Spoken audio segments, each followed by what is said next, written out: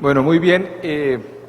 Un poco el ejercicio que uno podría hacer en torno a a este asunto de la estupidez, es un ejercicio de generar algunas preguntas, como planteaba el rector de la Universidad Externado, Juan Carlos Henao. Creo que además hay una reflexión profunda en torno a todos estos temas y creo que la voy a situar en varios planos, pero el primer plano que quisiera por lo menos abordar en este momento, en estos 10 minutos, y que en la tarde ahondaré mucho más, es el tema de la construcción, de la idea de individuo y la idea de lo colectivo, o de lo individual y de lo colectivo.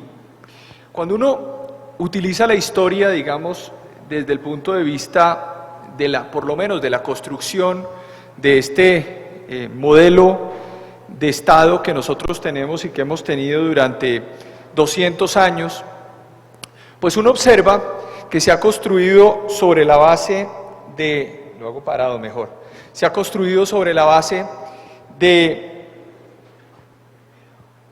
una formulación históricamente bastante compleja. Nosotros pasamos de una idea de libertad clásica o de las libertades clásicas de los griegos, en donde nos decían que, trayendo a colación por ejemplo Aristóteles, decía, es que la libertad necesariamente está planteada a partir de lo colectivo, es decir, solamente uno es libre en la medida en que uno participe de los asuntos públicos. Creo que eso es un eje central dentro de estas discusiones, porque esa libertad clásica, que además fue objeto de un libro muy importante, un texto muy importante en 1819 de un filósofo francés, Benjamin Constant, decía Constant que la libertad de los clásicos era esa, pero la libertad de los modernos decía otra cosa, decía los modernos, un poco lo que nos deja la modernidad es que uno es libre en la medida en que uno haga lo que uno quiere, o uno haga lo que uno piensa, o uno no haga lo que uno quiere, evento que plantea ya un debate profundo en torno a las rupturas que se pueden presentar con lo colectivo. Y lo interesante de esta reflexión es que así se construyó el Estado también, es decir, un Estado en el cual se construyen derechos a granel, todo el mundo empieza a tener derechos, pero los deberes empiezan a desaparecer y empiezan a evaporarse los deberes. Y obviamente las condiciones colectivas implican, y de solidaridad implican necesariamente la realización de esos deberes, es decir, no puede haber un derecho, no puede realizarse ese derecho si efectivamente yo no conozco los deberes del contrario. Es decir, mi derecho termina cuando empiece el otro derecho, pero esa lógica no fue una lógica de construcción del Estado durante esa primera etapa del tiempo. Solamente empezamos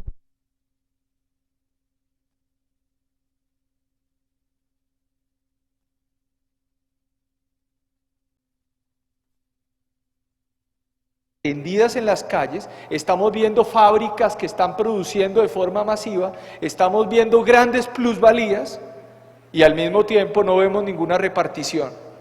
Miren, nosotros no hemos salido de este problema y no hemos salido del problema porque todos los debates que fueron los debates clásicos a mediados del siglo XIX, hoy los estamos viendo de forma similar. Cuando viene el señor Piketty a Colombia la semana antepasada y nos dice, tenemos un problema grave, y es que no hay redistribución de la riqueza en Colombia, ni redistribución de la riqueza en el planeta. Y yo creo que hay que poner a los que tienen más recursos a pagar impuestos porque no los pagan. Y entonces se genera toda una sensación de que va a haber un gran trasfondo de usurpación de riqueza en el planeta. No lo dice un colombiano, lo dice el señor Piketty, francés.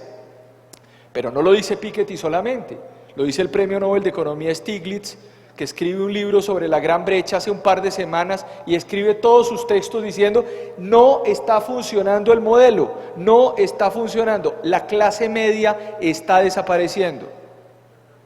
Que es el mismo esquema, es un esquema de individuo permanente, de libertad sin igualdad. Cuando uno ve, por ejemplo, el Premio Nobel de Economía, Angus Deaton, inglés, escribe un libro que llama El Gran Escape. ¿Y qué es lo que plantea Angus Deaton en el libro? Básicamente utilizando estadísticas es cómo hacemos para que aquel que ha llegado a ser clase media no pierda ese estatus y de nuevo termine en una clase absolutamente desfavorecida o entre de nuevo en la pobreza. Entonces yo creo que ahí están los debates, es simplemente un debate clásico, un debate clásico en el siglo XIX, y de repente entramos a un debate moderno en donde las preguntas que yo digo es, ¿hemos cambiado algo durante todo el tiempo? El presidente Obama en los Estados Unidos en pleno proceso electoral, una de las banderas de los republicanos es que hay 18 millones de personas que tienen seguridad social y no lo merecen. Ese es el debate. ¿Por qué hay gente que tiene seguridad social si no ha pagado lo que yo pago cuando gano? Dicen los republicanos. Entonces la pregunta es un debate sobre qué? Es un debate sobre el tipo de Estado y sobre la solidaridad y sobre la igualdad. Gilles Lipovetsky, que vamos a discutir esta tarde con él. Lipovetsky ha dedicado gran parte de su obra filosófica a hablar sobre la idea de la nueva cultura mundo. ¿Qué quiere decir? Quiere decir básicamente que todas las actividades del ser humano, económicas, estéticas, amorosas, cultura, todo, tiene ya un trasfondo comercial. Todo, absolutamente todo pasa por los recursos. ¿Cuántos de nosotros podemos salir de la casa hoy con la convicción de que vamos a encontrar por lo menos espacios gratuitos y libres para poder caminar y vivir? Siempre tenemos que estar conscientes de que todo nos va a costar. Y creo que nosotros hemos comercializado hasta nuestro propio entorno, y eso lo plantea Lipovetsky, de que ir a un museo, que probablemente es uno de los espacios más interesantes, se convirtió en el mundo. Ya no solamente, probablemente en Colombia nosotros tenemos que hacer muchísimos trabajos, pero cualquier museo del planeta, el Prado en Madrid, el Louvre en París, el Metropolitan Museum en Nueva York, el mejor museo que hay en el mundo, yo creo, que es el Museo de Antropología de la Ciudad de México. Todos, absolutamente todos, tienen la convicción de que cuando uno entra al museo parece como si entrara ya a un centro comercial. La cartera del museo, el teléfono del museo, si quiere entrar a una sala entonces le dan un chip, pero ese chip vale $5, ese chip vale 5.000 pesos, 10.000 pesos, uno dice bueno, pero yo me siento como si estuviera básicamente, todo, absolutamente todo. Ya quieren el Louvre en Abu Dhabi, entonces ya se llevan las obras a Abu Dhabi con el sello Louvre o el sello Prado de Madrid. Todo está pasando por la idea de que estamos viviendo dentro de un centro comercial. Y eso efectivamente plantea un debate. ¿Quién entra a un centro comercial? Pues el que tiene. El que no tiene queda absolutamente eliminado dentro de esas lógicas.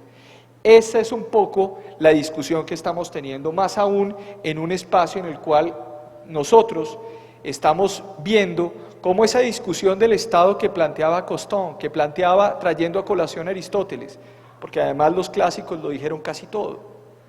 Nosotros simplemente traemos a colación esas discusiones con otros términos, con otras cosas. Lo que dice Lipovetsky ya se había planteado durante muchísimo tiempo. Pero hay nuevas formas y nuevos dimensionamientos en torno a la idea de abordar conceptos como este. Son muy pocos los estudios que hay sobre la bêtise, que es la estupidez en francés. Sobre la bêtise nadie escribe. Pues, ¿quién escribe sobre la estupidez? Finalmente nadie. Todo el mundo escribe sobre la inteligencia. Nadie le dice, todo el mundo busca ser inteligente, no todo el mundo busca ser menos estúpido.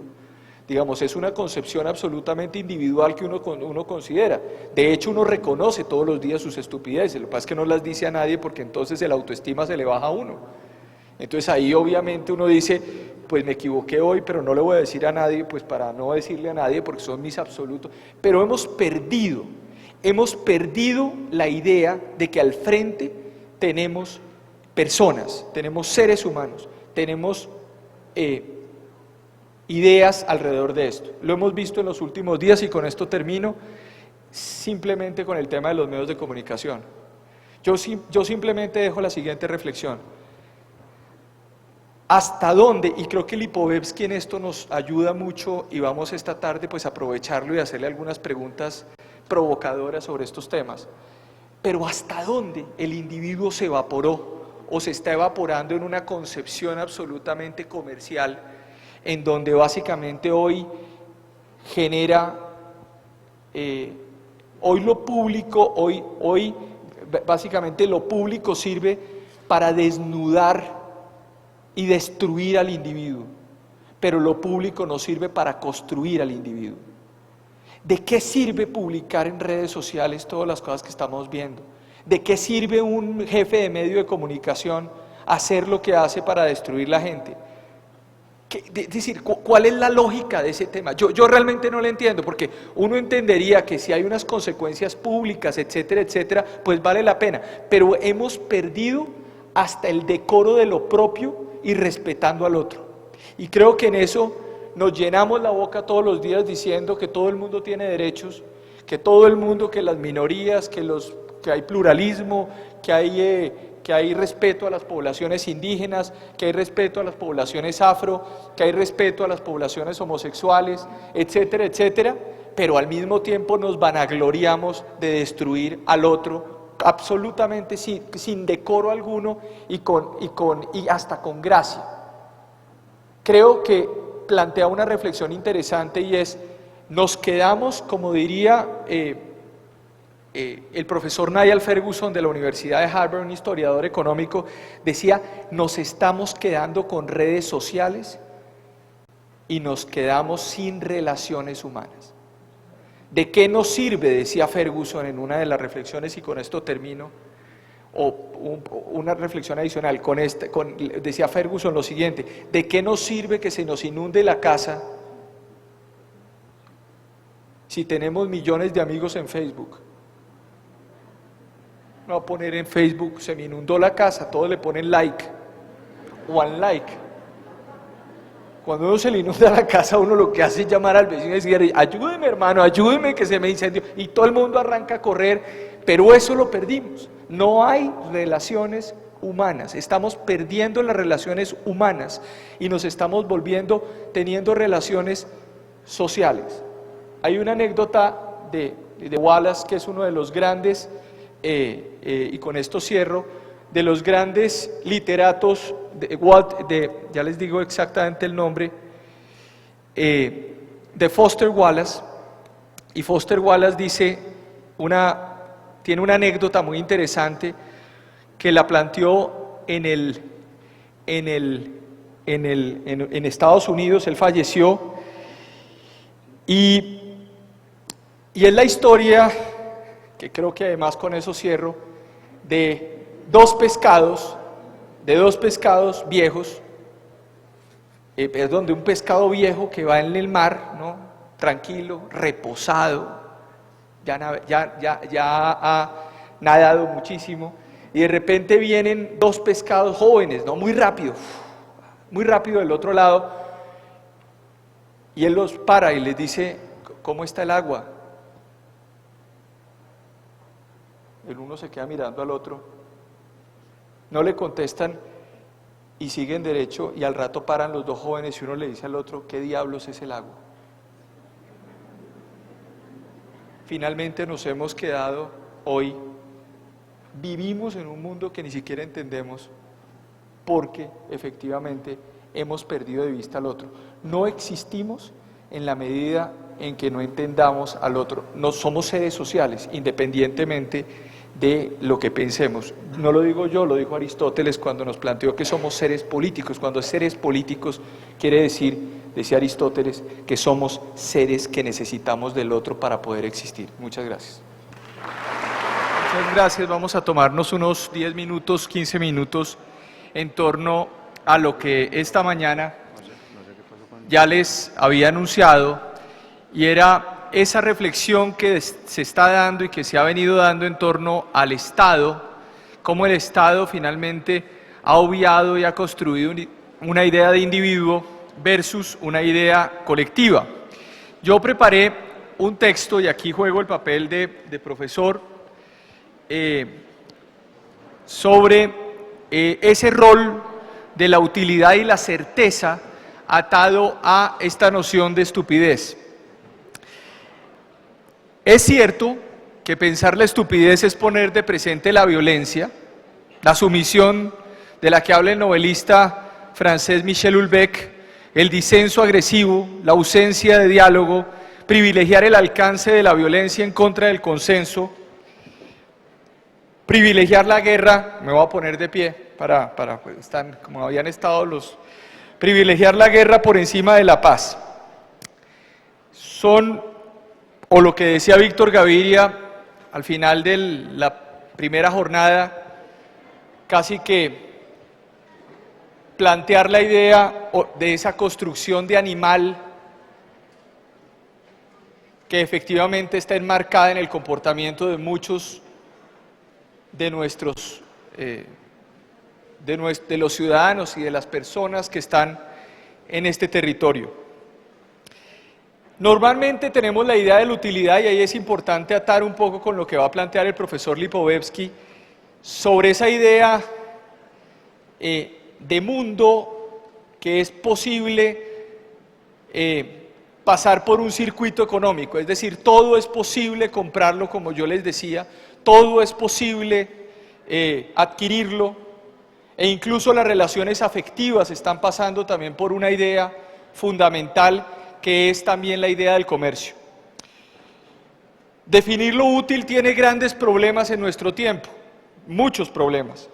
Profesor de la Universidad de Cantabria, Nuzio Ordine, dice: el saber constituye por sí mismo un obstáculo contra el delirio de la omnipotencia del dinero y del utilitarismo. Es interesante el planteamiento del profesor Ordine, porque dice: todo puede comprarse, es cierto, todo puede comprarse. Lo hemos visto aquí en Colombia, todo tipo de corrupción, todo tipo de cosas, pero dice él, no el conocimiento, el precio que debe pagarse por conocer y por pensar es de naturaleza distinta.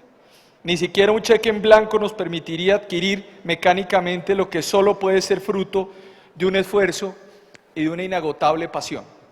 Y creo que aquí, digamos, enfoco el escenario, lo que habíamos venido planteando esta mañana, con una idea central, y es la utilidad económica, la utilidad por la que estamos pasando por todos los circuitos al individuo, y que hemos abandonado al colectivo, por lo menos pensar ese colectivo, que como yo anunciaba esta mañana, planteaba el profesor Niall Ferguson, es ese individuo que está lleno hoy de relaciones sociales, de redes sociales no humanas, y que efectivamente alteran completamente su relación con el entorno. Esa idea de utilidad es una idea que tenemos que recoger, y se debe recoger en torno a valores de conocimiento y a valores de educación. Alguien decía, y me preguntaban hace un momento, bueno, pero finalmente, ¿cómo podemos dejar de ser estúpidos como sociedad? No hay ninguna otra alternativa, más allá que conociendo, que entregando información y que educando.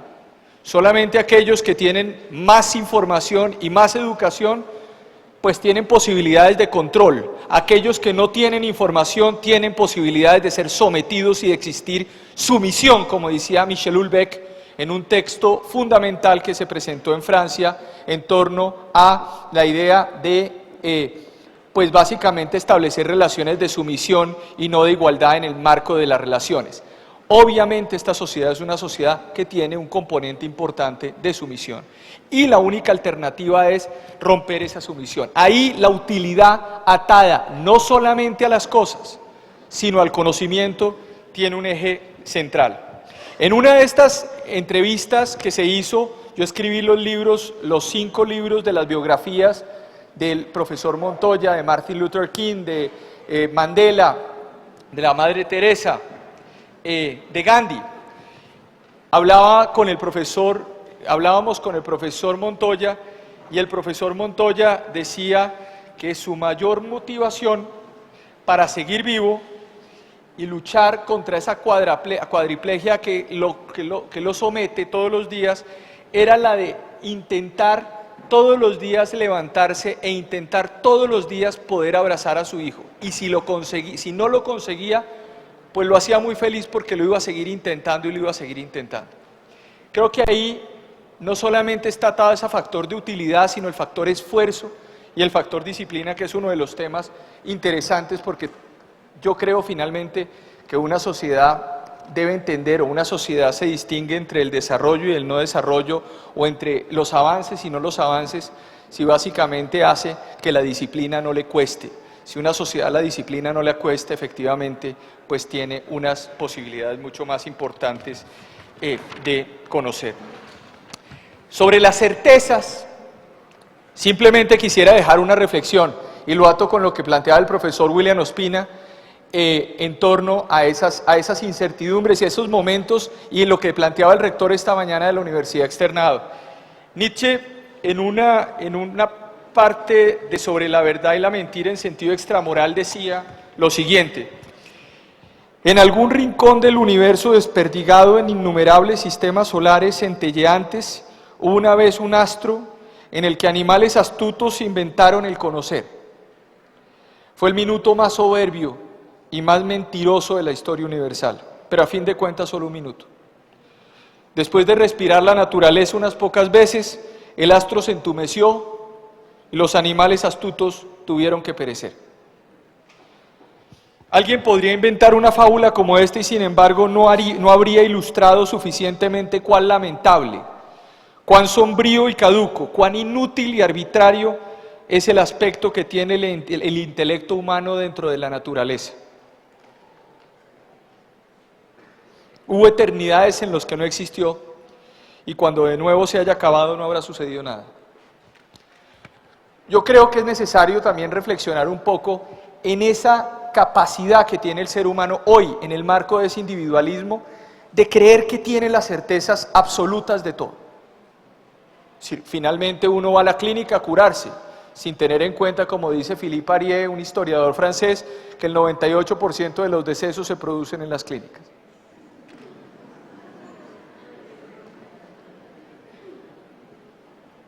Uno está partiendo de la base de la eternidad, es decir, somos seres que somos eternos, no tenemos conciencia de desaparición, de muerte, y eso hace que nuestra capacidad de daño aumente, porque tenemos la convicción de que nuestra acción es una acción eterna, es decir, yo puedo seguir causando daño porque finalmente yo voy a estar aquí todo el tiempo y el otro no. Es decir, hay un no reconocimiento del otro, y eso plantea un debate también sobre las certezas y no solamente sobre la utilidad, como les decía anteriormente. Y remato ya para dar el paso a la conferencia central con tres ideas esenciales en torno a la idea de paz, que es uno de los temas que también me ha convocado y que me ha llevado a reflexionar en los últimos 3 años de forma importante en diferentes medios, hablando un poco sobre el tema de la reconciliación y de la paz y de la posibilidad de reencontrarnos en diferentes escenarios. Uno es la idea que en el marco de estas discusiones sobre utilidad, sobre certeza, sobre no estupidez, sobre no violencia, sobre reequilibrio, por supuesto, yo lo decía esta mañana con el tema de la desigualdad, no es gratuito que hoy los grandes pensadores del planeta, Angus Deaton, Stiglitz, Paul Krugman, Piketty, en la economía, todos, sin excepción, desde la economía, desde el derecho, desde la sociología, ponen el acento en una sola palabra: desigualdad. Y ese es un tema que lo decía Oxfam hace tres semanas en la conferencia que anualmente hacen en Davos, Suiza.